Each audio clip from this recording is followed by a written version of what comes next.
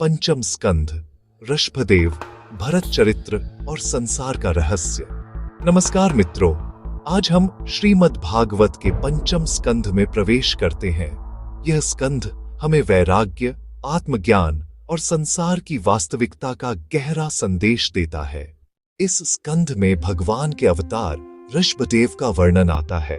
वे राजा नाभि और माता मेरुदेवी के पुत्र थे। ऋषभदेव ने आदर्श जीवन जीने की शिक्षा दी।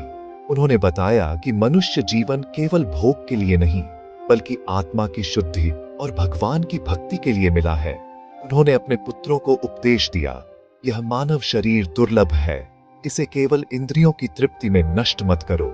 तप, साधना और भक्ति से जीवन को सफल बनाओ। ऋषभदेव के पुत्रों में सबसे प्रसिद्ध थे राजा भरत। राजा भरत अत्यंत धर्मात्मा और भगवान के भक्त थे।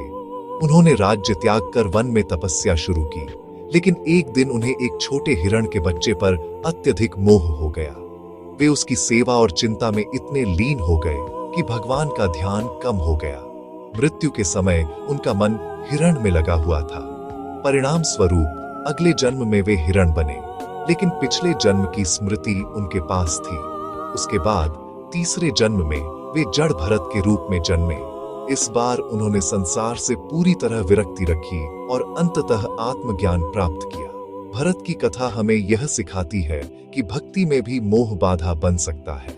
भगवान की भक्ति करते हुए भी मन को संसार से हटाना आवश्यक है। पंचम स्कंध में ब्रह्मांड की संरचना का भी वर्णन आता है। सप्तद्वीप, सप्त समुद्र और लोकों की व्यवस्था। यह हमें बताता है कि सृष्टि कितनी विशाल और रहस्यमयी है।